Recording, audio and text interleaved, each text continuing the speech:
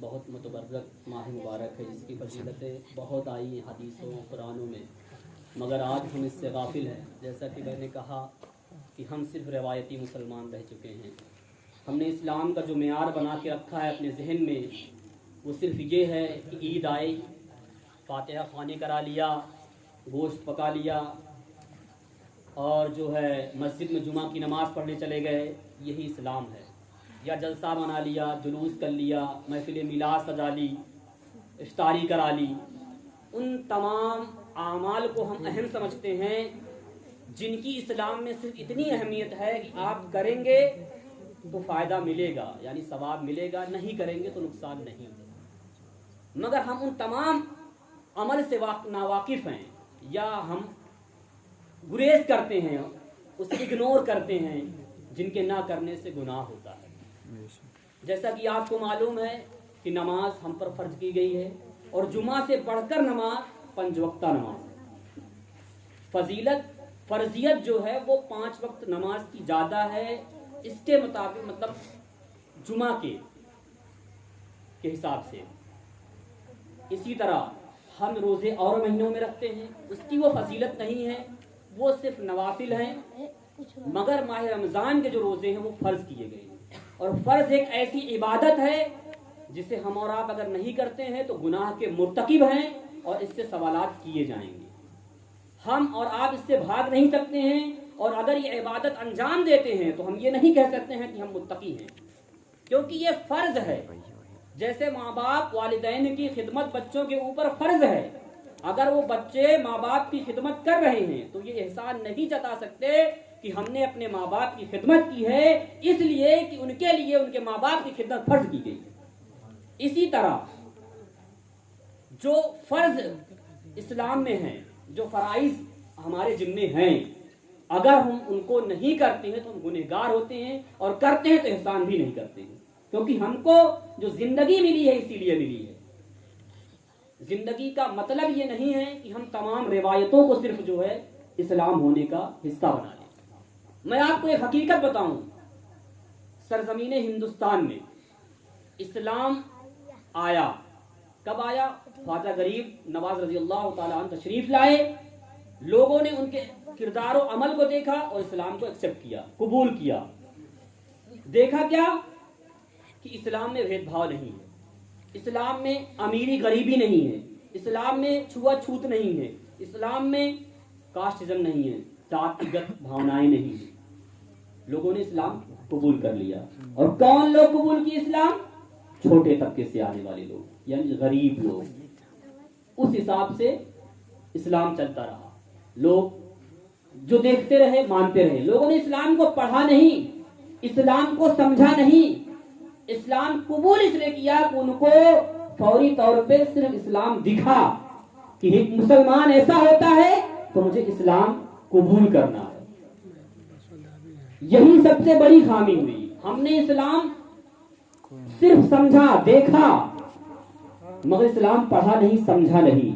شاید اگر آج ہم اسلام کا مطالعہ کیے ہوتے، جتنی توجہ ہم دنیاوی معاملات میں دکھاتے ہیں، جن چھوٹے چھوٹے مسائل کو لے کر ہم لوگوں سے ملتے ہیں، پردھان سے ملتے ہیں، علاقے کے مانند لوگ سے ملتے ہیں، جب زمین کا معاملہ آتا ہے تو ہم لوگوں سے ملاقات کرتے ہیں کہ ہماری زمین ہے، یہ معاملہ ہے اور کس طرح حل ہوگا مجھے بتائیے۔ لیکپال سے ملتے ہیں، قانون گو سے ملتے ہیں، تحصیلدار سے ملتے ہیں، مگر کیا کبھی آپ نے اسلام کے مسائل کو اتنی غور سے سمجھنے کی کوشش کی کہ ہمارے والدین اگر انتقال کر جائیں اور اگر کوئی نہ ہو تو نماز جنازہ کیسی پڑھائی جائے گی؟ یا روزے کے جو احکامات ہیں، روزہ فاسد کیسے ہوتا ہے؟ نماز کے جو فرائض ہیں، غسل کے جو فرائض ہیں، غسل اتنی اہم چیز۔ دیکھیے یہ سب بیسک مسائل ہیں، اگر آپ پاک اور صاف نہیں ہوں گے تو آپ کی نماز نہیں ہوگی۔ غسل اور پاک صاف کیسے ہوں گے؟ غسل کریں گے تب، اور غسل میں جو فرائض ہیں اگر اسے آپ انجام نہیں دیتے ہیں تو آپ پاک نہیں ہو سکتے۔ آپ دن رات نہاتے رہیے، آپ پاک نہیں مانے جائیں گے جب تک وہ فرائض آپ پورے نہیں کریں گے۔ جو چیزیں فرض ہیں غسل میں وہ ادا نہیں کریں گے تو آپ پاک نہیں ہوں گے، تو آپ کی نماز نہیں ہوگی، آپ کی کوئی بھی عبادت قابل قبول نہیں ہوگی۔ مگر آج ہمارا حال کیا ہے؟ ہم ان سے بہت دور ہیں. جو اصل تھا اسے ہم چھوڑ چکے ہیں. آج یورپ میں معلوم ہے آپ کو, ایشیا کو چھوڑ دیجیے, یورپ جائیے, آپ مطالعہ کریے, پڑھیے, اپنے بچوں کو کہیے پڑھیں. یورپ میں اسلام پھیل رہا ہے, بہت تیزی کے ساتھ پھیل رہا ہے, اور وہ وہاں چھوٹی کاسٹ کے لوگ اسلام کو ایکسپٹ نہیں کر رہے ہیں, کیونکہ وہ اسلام جو دیکھ رہے ہیں اصل میں وہ اسلام ہی اسلام نہیں ہے. تو قبول کیسے کریں گے لوگ؟ لوگ پڑھ کر اسلام قبول کر رہے ہیں, قرآن کریم کی تلاوت کر رہے ہیں, اس کی تفسیر پڑھ رہے ہیں, اس پہ ریسرچ کر رہے ہیں, حدیث پاک پڑھ رہے ہیں, اس پہ ریسرچ کر رہے ہیں, اس کے بعد اسلام قبول کر رہے ہیں. اور اتنے پکے ہیں وہ کہ شاید ان کے اوپر اگر بلڈوزر چڑھا دیا جائے یا انہیں پھانسی دے دی جائے تب بھی وہ اسلام سے منحرف نہیں ہوں گے, اسلام سے ہٹیں گے, کیونکہ انہوں نے اسلام کو پڑھا ہے, اسلام کو سمجھا ہے, اس کی حقانیت کو پہچانا ہے. یہ میں ایسے نہیں بول رہا ہوں, یہ دعوے کے ساتھ میں کہہ رہا ہوں. میں نے دیکھا, پڑھا یورپ میں جو اسلام قبول کر رہے ہیں, بڑے بڑے لوگ قبول کر رہے ہیں, سیلیبریٹی قبول کر رہے ہیں, اچھے اچھے لوگ, نیتا لوگ قبول کر رہے ہیں, جو پڑھے لوگ قابل ہیں. مگر ہمارے یہاں معاملہ اس کے برعکس تھا. آج لوگ اسلام سے دوسرے مذہب میں جا رہے ہیں. کیوں؟ کیونکہ انہوں نے اسلام کو پڑھا نہیں. جب ان کے اوپر مصیبتیں آئیں, پریشانیاں آئیں, انہوں نے اسلام کو چھوڑا, دوسرا دھرم اپنا لیا. اسی لیے میں آپ کو کہہ رہا ہوں, اپنے بچوں کو کہیے اسلام کو پڑھیں, سمجھیں, اسلامی تاریخ کو جاننے کی کوشش کریں. جو ان کے فرائض ہیں یا غسل میں جو چیزیں فرض کی گئی ہیں وہ ایسے نہیں فرض کی گئی ہیں, وہ سائنٹیفک نظریے سے بھی صحیح ہیں. اسی لیے میں کہتا ہوں اسلام کسی اندھ بھکتی کا نام نہیں ہے, اسلام کسی آستھا پرست مذہب کا نام نہیں ہے. اسلام ایک ایسا مذہب ہے جو آپ کے طرز بھی صحیح ہے. اور اسلام کا جو عقائد ہے وہ عقیدہ صرف اس لیے نہیں مان لیا گیا کہ ہے, اصل میں وہ ہے. کیوں ہے؟ آپ نے سمجھا ہی نہیں, ریسرچ نہیں کیا, جاننے کی کوشش نہیں کی. دا 100 کتاب لکھی گئی. ایک کرسچن ایک کتاب لکھتا ہے دا 100, عیسائی مذہب کا ماننے والا ہے, اس نے ان تمام 100 ہستیوں کو اکٹھا کیا دنیا میں جو سب سے پاپولر رہی ہیں, یعنی جب سے دنیا بنی ہے تب سے لے کر اب تک جن کی ہسٹری موجود ہے, ان تمام کی انہوں نے ان پر ایک کتاب لکھی جس کا نام ہے دا 100. اور وہ لکھنے والا کون ہے؟ ایک عیسائی ہے. اس نے فرسٹ پر کس کا نام رکھا؟ محمد رسول اللہ صلی اللہ علیہ وسلم کا نام رکھا. لوگوں نے سوال کیا, عیسائی مذہب کے ماننے والوں نے سوال کیا, یہ بتائیے آپ تو کرسچن ہیں, آپ تو عیسائی مذہب کے ماننے والے ہیں, آپ نے عیسیٰ مسیح کا نام پہلے کیوں نہیں رکھا؟ یعنی اپنے پیغمبر کا نام کیوں نہیں رکھا؟ اس نے جواب دیا, میں نے جتنا مطالعہ کیا, جتنا ریسرچ کیا, یہ بات صحیح ہے, آستھا میری عیسیٰ مسیح میں ہی ہے, میں عیسیٰ مسیح کا ہی ماننے والا ہوں, مگر میں نے جو مطالعہ کیا, جو میرا ریسرچ رہا, اس میں میں نے پایا اس سے کئی گنا زیادہ عیسیٰ مسیح سے زیادہ محمد صلی اللہ علیہ وسلم کی فضیلت ہے. انہوں نے جو تھیوری دی, یعنی جو چیز بتایا, اسے پریکٹیکل کر کے دکھایا. ایسے نہیں بتا دیا کہ نماز پڑھو, نماز پڑھ کر دکھایا, جنگ کر کر دکھایا, جہاد کیا. خود تقریباً 32 غزوات میں حضور صلی اللہ علیہ وسلم خود شامل رہے. آج حکمرانی کا نام کیا ہو گیا؟ جو رہنما ہوتا ہے وہ کمروں میں بیٹھا رہتا ہے, پبلک مرتی رہتی ہے, دھرنا پردرشن ہوتا ہے, چھوٹے لوگ مارے جاتے ہیں. رہنمائی کا نام یہ نہیں ہے. جو رہنما ہوتا ہے وہ سب سے آگے ہوتا ہے. مگر اس کے دونوں پوائنٹ ہیں کہ عوام کتنی جاگروک ہے, پبلک جو آپ کے ساتھ ہے وہ کتنی بیدار ہے. بیدار کیسے ہوگی؟ وہ ایک ہی چیز ہے جو سب کی جڑ ہے, وہ ہے ایجوکیشن, علم, تعلیم. آج مدرسے بند کیے جا رہے ہیں, کل کو مسجدیں بند کی جائیں گی. تب بھی کچھ لوگ ایسے ہوں گے جو کہیں گے کیا ہے, گھر میں پڑھ لیں گے, چیزیں ایسے ختم ہو جائیں گی. معلوم ہے آپ کو, ترکی کا واقعہ بتا رہا ہوں آپ کو. ترکی جو آج موجود ہے, 1921 میں جب خلافت عثمانیہ ختم ہوئی, اتاترک کمال پاشا جو ایک سیکولرزم کے نام پہ ایک سلطنت پہ قائم ہوتا ہے, یعنی وہاں کا حکمراں بنتا ہے, اس نے کیا کیا؟ سیکولرزم نام کی جو ہے گواہی دے کر, سیکولرزم نام کی دہائی دے کر لوگوں تک یہ میسج پہنچایا, میں ایک سیکولر مذہب کو بنانا چاہتا ہوں جس میں تمام مذہب کی یکسانیت ہو, یعنی تمام مذہب کے لوگ ماننے والے ہو. دھیرے دھیرے چیزیں اس نے بڑھائی, مدرسے بند کروائے کہ یہ تو ایک دھارمک اڈا ہے, اسکول ہے, اس سے جو ہے ملک کی جو ہے ترقی نہیں ہوگی. مدرسے بند کیے گئے, قرآن کی تعلیم بند کی گئی, مسجدیں بند کی گئی. دھیرے دھیرے چیزیں ختم ہو گئی، اسلام ختم ہو گیا، بظاہر ختم ہو گیا. جو پکے مسلمان تھے اس وقت بھی تھے، وقت بدلا پھر دھیرے دھیرے اسلام آیا. کیسے آیا؟ ایسے نہیں آیا. اتنے قتل ہوئے ہیں، اتنی قربانیاں دی گئی ہیں ٹرکی میں، بتایا جاتا ہے لوگوں کے سروں سے جو ہے کاٹ کاٹ کر میناریں بنا دی گئی. مگر کچھ لوگ تھے ایمان والے، موجود تھے، وقت کا انتظار کرتے رہے، جہاد اسٹرگل کرتے رہے، ایسا نہیں بیٹھے رہے. اس سہارے کی اللہ کی مدد آئے گی. مدد بھی تب آتی ہے جب آپ خود جاگروک ہوں، آپ بیدار ہوں، آپ کا ایمان بول رہا ہو. آپ دیکھ لیجیے فلسطین کو، پوری دنیا لگ گئی. آج میں نے دیکھا ایک نیوز، میں نے سنا کہ دھیرے دھیرے وہ لوگ رفح کے علاقے کو چھوڑ رہے ہیں. وہ لوگ کہیں نہ کہیں اندر سے ہار چکے ہیں، مگر پرتی اسپردھا کی لڑائی ہے نا، کیسے چھوڑ سکتے؟ ابو عبیدہ کا بیان آیا آج، 1-2 دن کا شاید ہے، لکھت میں ایک ڈیٹا آیا، پتہ نہیں صحیح ہے یا غلط ہے. اس نے کہا لوگوں آپ یہ کہہ کر جان نہیں چھڑا سکتے ہو کہ میں کیا کر سکتا ہوں. اللہ نے ہم کو دعا جیسی نعمت دی ہے. اللہ کے رسول صلی اللہ علیہ وسلم ارشاد فرماتے ہیں دعا مومن کا ہتھیار ہے. آپ میرے لیے دعا کر سکتے ہو. اپنے گھروں میں لوگوں کو اکٹھا کریے، اپنی ماں بہنوں کو اکٹھا کریے اور میرے حق میں دعا کرائیے. اللہ کی مدد بے شک آ رہی ہے، اور اللہ کی مدد اگر نہ آتی ہوتی تو ہم آج فتح نہ کرتے. آج بھی ہمارا جذبہ قائم ہے. یہ میرے الفاظ نہیں ہے، یہ ان کے الفاظ ہیں، ایک مجاہد کا الفاظ ہے. جہاں پوری دنیا، پوری مشنری، پوری ٹیکنالوجی، پوری سائنس امریکہ جیسا ملک لگا ہوا ہو، جو اپنے آپ کو سب سے طاقتور ملک کہتا ہو، اور اس سے ایک چھوٹی سی جماعت لڑ رہی ہے اور جیت رہی ہے. آج ہمارا حال کیا ہے؟ ہندوستان میں ہم بہت چھوٹی تعداد میں نہیں ہیں، اتنی بڑی تعداد ہے. شاید اتنے چھوٹے، اس سے چھوٹے چھوٹے کئی ملک ہوں گے.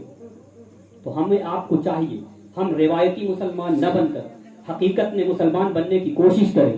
اپنے بچوں کو اچھی تعلیم دیں. جب دین کی بات آئے تو بوجھ نہ سمجھیں. دین کی باتیں بوجھ نہیں ہوا کرتی، بلکہ وہ آپ کے لیے نعمت ہوا کرتی ہیں. پیارے محترم، اگر آپ کا رویہ یہی رہا جس طرح آپ دین سے دور ہوتے جا رہے ہیں، ایک وقت ایسا آئے گا آپ کو احساس بھی نہیں ہوگا اور آپ جو ہے اسلام سے خارج ہو چکے ہوں گے، کیونکہ آپ کو اسلام کی حقانیت سے بہت دور ہو چکے ہیں. آپ اس سے اتنے دور ہو چکے ہیں شاید آپ کو اندازہ نہیں، اور آپ جب انتقال کر جائیں گے آپ کی آنے والی نسل اس سے زیادہ دور ہو جائے گی. کیونکہ آپ نے ورثے میں اپنے بچوں کو دیا کیا ہے؟ سختی کہاں کی ہے؟ آپ اپنے بچوں کو سختی کرتے ہیں کہ چلے جاؤ ودیش کمانے، پیسہ لے کر آؤ، تب ہم ترقی کریں گے. آپ نے کبھی یہ نہیں کہا پیارے قرآن بیٹھ کے پڑھ لو، نمازیں پڑھ لو. شاید اگر آپ یہ تلقین کیے ہوتے تو اچھا رزق بھی کماتے اور آپ کو اچھی روٹی بھی کھلاتے، اور آنے والے وقت میں آپ کے لیے فائدہ بھی ہوتا. کیونکہ اولاد جو ہے وہ صدقہ جاریہ ہے، اور صدقہ جاریہ ایک ایسی چیز ہے جو کبھی ختم نہیں ہوتی ہے. آدمی مر جائے اور اس کا ایک بچہ اگر صالح نکل جائے اور پڑھ لکھ کے وہ اچھا عالم بن جائے، کچھ بھی بن جائے دین کے حساب سے. میں یہ نہیں کہتا ہوں کہ بزنس میں کروائیے، بزنس بہت ضروری ہے. وقت ہوتا تو میں بتاتا بزنس کی فضیلت کیا ہے، بزنس کیا ہے، تجارت کیا ہے، اس کی فضیلت کیا ہے، مگر وقت نہیں ہے. بس اتنا ہی بتانا چاہتا ہوں کہ اپنے بچوں کو صحیح راہ پہ چلانے کی کوشش کریے اور ایسی تعلیم دیجیے. دیکھیے تقریر بارہا سنتے ہیں، تقریر کرنے کا مقصد نہیں ہے، مقصد صرف اتنا ہے کہ ہم دین کو بوجھ سمجھ رہے ہیں، دین کو بوجھ نہ سمجھیں. یہ جو چھوٹی چھوٹی محفلیں ہم اور آپ کر رہے ہیں نا، بہت بڑی محفل ہے. آپ اندازہ نہیں لگا سکتے ہو اس محفل سے جو آپ کو مل رہا ہے ایک بڑے بڑے پروگرام سے نہیں مل سکتا ہے. کیونکہ آج ہمارا حال یہ ہے، ہم وہی بولنا چاہتے ہیں. ایک عالم بھی وہی بولتا ہے جو عوام جس سے خوش ہو. ہم یہ نہیں بولنا چاہتے ہیں کہ عوام ناراض ہو یا خوش ہو، فرق نہیں پڑتا ہے. بولنا وہ چاہیے جو حق ہو، جو سچ ہو. اس لیے میں تمام اپنے بھائیوں سے، اپنے بڑوں سے یہ مؤدبانہ اپیل کرنا چاہتا ہوں، اپنے بچوں کو کم سے کم اتنا وقت دیجیے کہ وہ صحیح وقت پہ نماز پڑھ سکیں، چیزوں کو صحیح سے کر سکیں، دین کو بوجھ نہ سمجھیں. اگر ایک چھوٹی سی محفل اس گاؤں میں سجائی جا رہی ہے تو زیادہ سے زیادہ لوگ پہنچنے کی کوشش کریں. مسئلہ یہ نہیں ہے کہ اب ہمارے دروازے پہ آ رہے ہیں، مسئلہ یہ ہے کہ ہم متحد ہیں. آپ کو پتا ہے، ایک چھوٹی سی بات بتا کے میں رخصت ہونا چاہتا ہوں. जमात का मामला किया गया, जुमे का एहतमाम किया गया। क्यों किया गया? क्या आपने कभी गौर किया? नमाज तो हम घर ही पढ़ सकते हैं, इबादत तो वहां भी हो जाएगी, मस्जिद में ही क्यों? मगर ये किस लिए बनाया गया? ये निजाम इसलिए कायम किया गया कि कम से कम हफ्ते में रोज लोग जो है, जो मुसलमान है, इसलिए जो है हर जगह जुमा फर्ज नहीं किया गया। इसकी भी एक पूरा एक मैनिफेस्टो है, एक निजाम है कि जुमा कहाँ हो सकती है, किस मस्जिद में हो सकती है। आज तो बहरहाल हर जगह कायम कर दी गई है, मगर इसका निजाम इस तरह नहीं है। इसमें 5-6 टॉपिक हैं, मतलब यूनिट हैं, तो उसमें बताया गया है क्या क्या होना चाहिए, क्या क्या शराइत हैं, क्या क्या फराइज हैं। तो जुमा वहां पर होगी, वरना जुहर होगी, जुमा की नमाज नहीं होगी। मकसद क्या था कि एक बड़ा दायरा इकट्ठा करना हफ्ते में, ताकि मुसलमान वहां इत्तेहाद से आपस में मिल सकें, बैठ सकें, और ये पैगाम जा सके दुनिया वालों को कि हम एक हैं, हम मुत्तहिद हैं। ये मकसद था, सिर्फ मकसद यही था, जमात कायम करना हफ्ते में। मकसद ये था कि मुसलमान को इकट्ठा कर देना, आपस में जो बुग़्ज़ व हसद है, कीना है, वो दूर हो जाए और लोग मोहब्बत से रहने लगे। ये पैगाम देना मकसद था। इसीलिए मैं कहता हूं, इस्लाम में जितनी चीजें बनी हैं, अलग चीजें हमको मालूम नहीं है, मगर वो साइंटिफिक यानी साइंस के नजरिए से भी सही है, और दीन के एतबार से तो सही ही सही है। बस हमको मालूम नहीं, हमने पढ़ा नहीं, हमने बस देख लिया कि हाँ फातिहा हो रही है, फातिहा कराना चाहिए। नमाज हो रही है तो ठीक है, पैर में दर्द होगा, नमाज नहीं पढ़ पाऊंगा, मगर फातिहा जरूर कराऊंगा। मैं वही कह रहा हूँ, जो चीज फराइज नहीं थी, जो चीज जरूरी नहीं थी कि हाँ कर लिया जाए, फायदेमंद है, करना चाहिए, मगर जो चीज जरूरी थी, इंपॉर्टेंट थी, उसको हमने छोड़ दिया। जो कंपलसरी था, जिसके बगैर होना ही नहीं था। आप लाख सेवइयां बनाइए, लोगों को खिलाते रहिए, आपने रोजे नहीं रखे, नमाजें नहीं पढ़ी, तराबी नहीं पढ़ी, सारी चीजें रायगा गई। आप तो आम दिनों में भी सेवइयां पका सकते हो, खा सकते हो, कोई मतलब नहीं इसका, कोई वजूद ही नहीं है इसका। बल्कि ऐसे लोगों को कहा गया कि वो दूर रहे जो माह रमजान के रोजे नहीं रखते और वो ईदगाह पहुंच जाते हैं नमाज पढ़ने के लिए। ये अल्फाज तंज हैं आपके लिए, मगर ऐसा नहीं है मैं तंज कर रहा हूं, आप इससे सीखने की कोशिश करिए। अभी वक्त है, अल्लाह ने अगर आपको उम्र दी है तो वक्त है, जब भी आप तौबा कर लेंगे अल्लाह माफ करने वाला है। वो गफूर रहीम है, मगर वो कहार भी है। अगर वो रहीम करीम भी है तो कहार भी है। कहार कब है? जब आप इन चीजों से बाज नहीं आओगे, अपनी बुराइयों से बाज नहीं आओगे, तो अल्लाह का कहार भी है। वो जो है जालिम बादशाहों को मुसल्लत कर देता है, और इसका खामियाजा सिर्फ अच्छे बुरे लोग नहीं, अच्छे लोग भी भुगतते हैं। इसलिए उन पर जिम्मेदारी आयद की गई है कि उन तमाम लोगों को राह रास्ते पे लाने की कोशिश करें जो बुरे रास्ते पे निकल चुके हैं, उनको बचाने की कोशिश करें, क्योंकि है तो वो अपने भाई। तो प्यारे मुसलमानों, हम उन तमाम चीजों पर गौर करें जो चीजें जरूरी हैं और अहम। और दूसरी चीज सबसे अहम, सदका फित्र के हवाले से जितने भी मालिक निसाब हैं, यानी जो मालिक हैं घर के, उन्हें अपने बच्चों की तरफ से, अपने नाबालिग बच्चों की तरफ से, अपने घर वालों की तरफ से सदका फित्र ईद की नमाज पढ़ने से पहले पहले निकाल देना है, वरना ईद की नमाज रायगा जाए। यानी तमाम को ईद की नमाज से पहले पहले जितने भी लोग मेंबर हों, जितने भी फर्द हो, एक मेंबर की तरफ से 60 रुपए सबसे कम यही है। इसके भी कई दर्जे हैं। इसमें भी मसला है कि जो जिस लेवल पे हो, देखिए इस्लाम में कितनी आसानी है, आपको बता रहा हूं। एक है गेहूं की कीमत 2 किलो 45 ग्राम, जौ 2 किलो 45 ग्राम, मुनक्का 2 किलो 45 ग्राम, खजूर 2 किलो 45 ग्राम, सबकी कीमत अलग अलग है। पहले के जमाने में, अल्लाह के रसूल सल्लल्लाहु अलैहि वसल्लम के जमाने में सबकी कीमत लगभग बराबर थी, या मिकदार में कुछ इधर उधर था, मगर आज क्या किया गया, उलमा ने इसको इस तरह किया कि जो जिस लेवल का है, यानी अगर हालात सही नहीं है तो 60 रुपए, यानी 2 किलो 45 ग्राम गेहूं की कीमत। थोड़ा बेहतर है तो 2 किलो 45 ग्राम जौ की कीमत तकरीबन 200 रुपए। अगर उससे बेहतर है तो मुनक्के की कीमत। अगर बहुत अच्छा है, अल्लाह ताला ने बहुत नवाजा है, तो वो खजूर की कीमत के हिसाब से जो है सदका अदा करे। कितनी आसानी है, हर जगह आसानी। इस्लाम से आसान कोई मजहब नहीं है प्यारे, है ना। इतनी कम मुद्दत में इतना ज्यादा फैला और लोगों ने काम किया। सारी चीजें हैं, बहुत सारी चीजें हैं, अगर बयान किया जाए तो शायद बहुत दिन लग जाएंगे। इस्लाम पे बोलते बोलते लोग बोल रहे हैं मगर खत्म नहीं हुआ। तो प्यारे मुसलमानों, इन चंद बातों पर गौर और फिक्र करिए।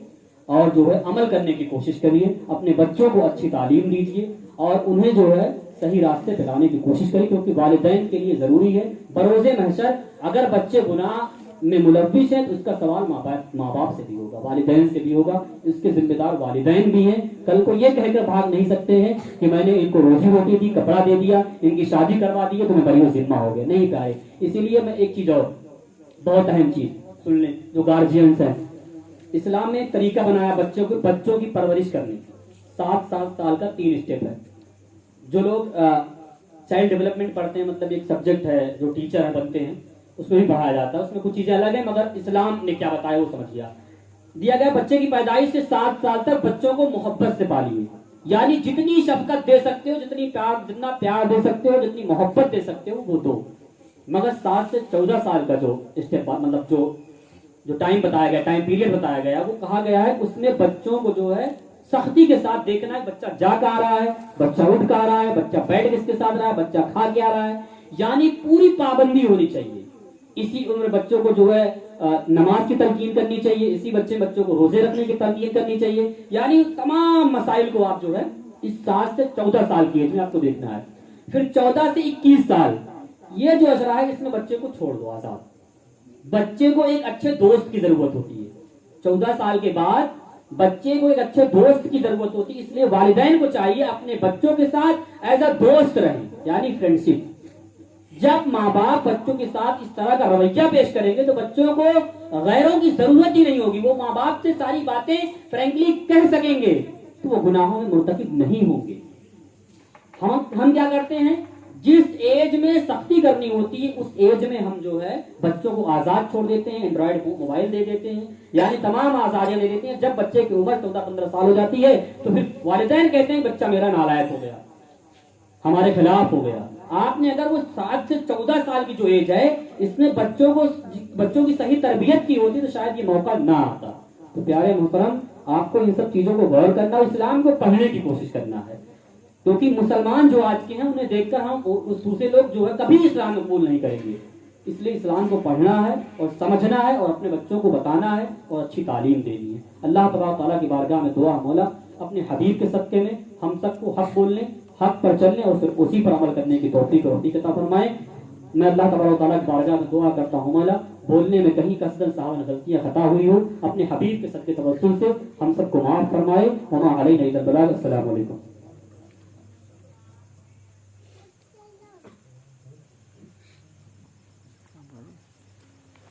مصطفیٰ